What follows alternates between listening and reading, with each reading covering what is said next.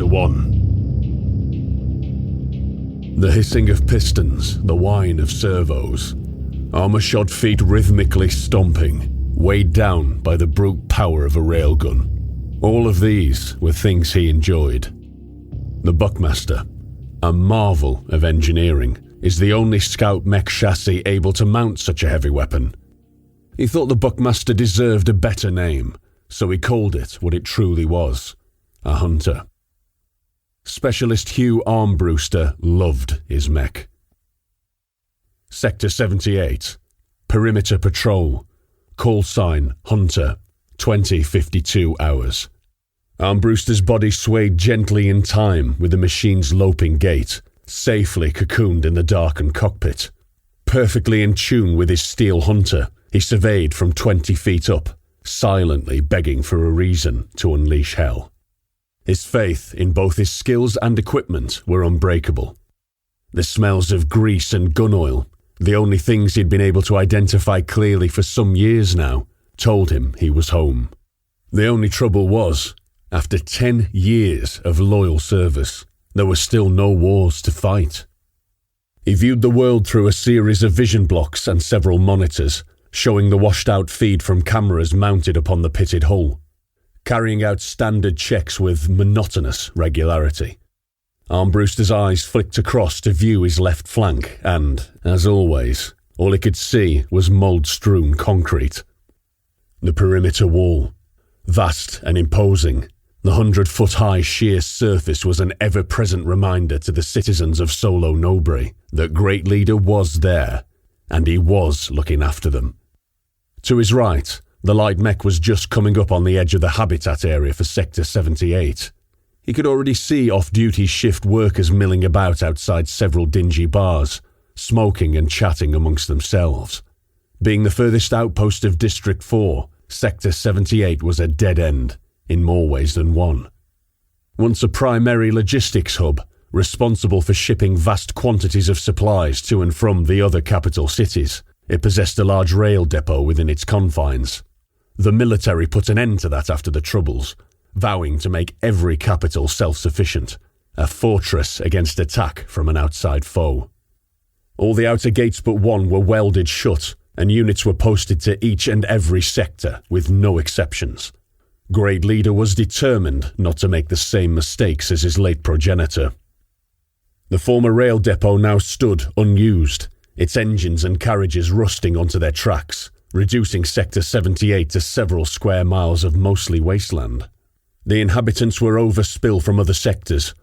This new generation lived atop the bones of their forebearers, too exhausted to care about their plight after a 13-hour shift down the mines. It was these people that Armbruster viewed through his hazy cam feed. Hard-faced young men and women, lean of frame, the deep red dust of the mines etched into their clothes and skin, aging them beyond their years. Heads turned practically as one at the sound of the mech's approach, faces displaying the uniform scowl of disenfranchised youth. Armbruster zoomed in and had to laugh at the weird facial tattoos and hairstyles that these people sported, despite their hard-working life. How strange these people were. He looked at his watch, then brought the Hunter to a halt. "Hunter 2, this is 1, hold here," the pilot said over the squad radio net. "Hunter 2, roger," was the clipped response from his wingman, Specialist Chris Almeida. Releasing the right joystick for the first time in what felt like hours, Armbruster flexed his knuckles painfully before reaching up to his right and flicking a switch on the comm panel. Feedback buzzed from the cerebral jack. It always felt like a slight pull on the socket, like some phantom was gently teasing the cable out as his own mental faculties took up the slack from reduced manual input. His mind kept the unstable war machine balanced as external speakers crackled loudly, and he cleared his throat. "Citizens of Sector 78, he said, voice projected so it could be heard for 1,000 yards in all directions. "Please disperse. Curfew will be in effect in 7 minutes." Curt and precise, Armbruster was happy with his delivery, then decided to add, "You may require the time to walk home." Indeed, the sun had already dipped below the wall line, casting a sickly yellow light over scattered clouds. The civilians' collective scowl intensified, and they started drinking their sundry concoctions ever so slightly faster before returning to previous conversations. It was Armbruster's turn to frown. He had never appreciated disobedience. It stank of a lack of discipline, so he drove both joysticks forward and flipped the thumb safety of his secondary weapon. The scout mech lurched towards the bar patrons, machine gun bolts clunking loudly as powered ammo feeds drove an 8mm FMJ round into the chamber. It had the desired effect. The civilians dispersed, picking up coats and other assorted personal items before briskly walking deeper into the slums. Several threw hateful looks over their shoulder as they went, but Armbruster didn't care as long as they did what they were told. They don't usually do that, Almeida observed from his own mech a couple 100 yards away. No, replied Armbruster, watching the last of the civilians disappear down a side alley. They do not. Captain Edwina Blake was uncharacteristically nervous. Nothing usually rocked Steady Ed, not on the surface at least, and today had been no exception until now. The morale tour had gone smoothly. All leg units had been clean and well presented, functioning well within acceptable parameters for the inspection. Senior Sergeant Kronig had worked wonders, being seemingly everywhere at once during the preparation phase, cannibalizing old junkers and wrecks to get the maximum amount of legs online. It had been hard on everyone. The usual patrol matrix had to be maintained, as well as an active quick reaction force, the members of which grumbled the loudest upon being informed of the inspection. But it had to be done. You don't let your guard down when the hero of Solo Nobre comes to say hello. Colonel Charles Rome looked immaculate and invincible as always. He'd grown a few grey hairs and gained a few laughter lines since Blake had known him at the academy, but not even the neat shrapnel scar diagonally bisecting his chin could diminish his charm.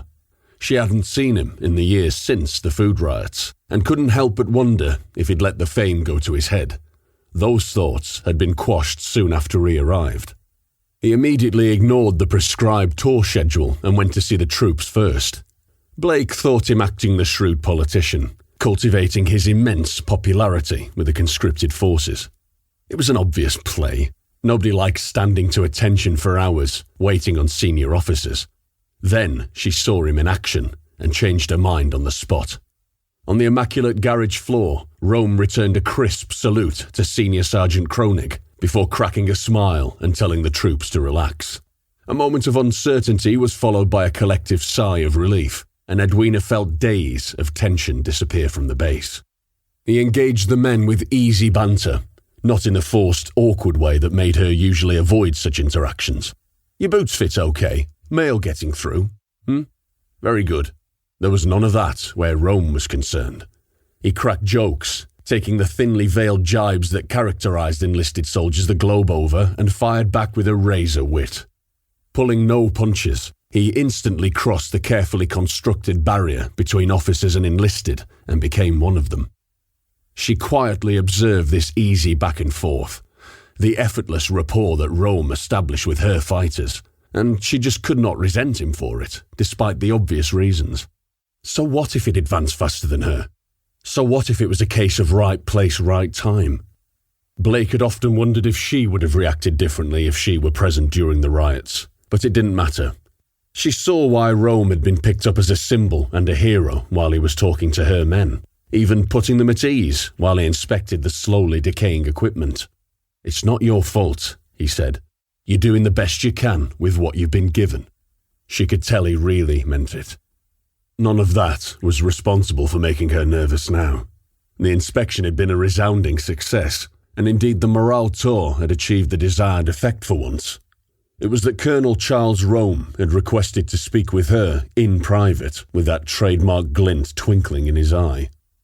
Ed Blake threw water on her face and reached for a towel. She rubbed vigorously, getting the grime out of her pores that always accumulated after any time spent around mechs. Peering into the mirror, a heart-shaped face toned by years of physical training looked back. Tanned skin and coal-black eyes were now streaked by worry lines that betrayed her carefully maintained image of an emotionless rock. What the hell does he want to talk about? We'd already reminisced over the good old days. The colonel had reminded her that she had scored considerably higher than him at the academy, to which she'd retorted how ironic it was the brass deemed her the epitome of officer standards. It was a conversation they'd had before, and about as far as things went in terms of common ground. So it isn't a chinwag he wants. Hanging the towel back on its railing, she glanced up once more to fix her composure, taking a breath and picking at a non-existent loose thread. Dark eyes and black hair shot through with streaks of grey were characteristic of the original settlers of Novo Solo, and assembled themselves on her face in a manner that she would describe as nondescript. Despite this, she had never been short of potential suitors of either sex, most of which she had rebuffed. There were no rules against relationships with colleagues in the Great Leader's military, but after several fumbling attempts early on in life, Blake had genuinely lost interest in romantic pursuits and concentrated on her career. And how gleaming that had become. Commander of Outpost 78, last bastion at the edge of the city, manned by the heroic forces of the Novo Exercito de Povo, or New People's Army in the modern tongue. Here, they patrolled the outer border of the city against the non-existent threat from outside, while simultaneously staying apart from the occasional outbursts of civil unrest witnessed deeper within the districts. It was, quite possibly, the most boring posting available in the whole city. The civilians of Sector 78 didn't even get involved in the food riots that engulfed most of Solo Nobre 6 years previously. The sector seemed lost in time, as if stuck in that exhausted first year after the Troubles ended, its population giving a collective shrug of indifference to outside events. It seemed to Blake that the world was equally indifferent to her. She held no jealousy for Rome. If anything, she was proud of the figurehead he'd become. The city needed more soldiers like him in command positions, countering that bitter weight of the old guard. But given the stark contrast between her and Rome's career trajectories, she wondered if he and the rest saw her as utterly mediocre, just a by-the-numbers captain who never caused trouble and safely landed in a dead-end assignment. Gathering her hair into a tight ponytail and exiting her quarters. She agreed with that assessment.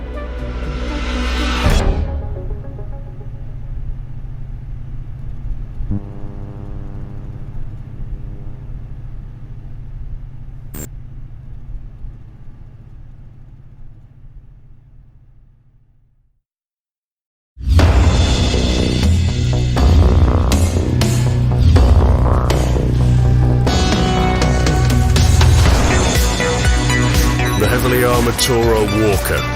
Versatile, tough, and effective at any range. The towering treehouse tank fires over protective cover and burns through enemies. Not one for subtlety. The anti-grav Arlo excels at close-range combat. Its high mobility and audio-kinetic pulse is its best defense. The Mongoose is small but hard to track, and its active camouflage allows it to easily flank enemies.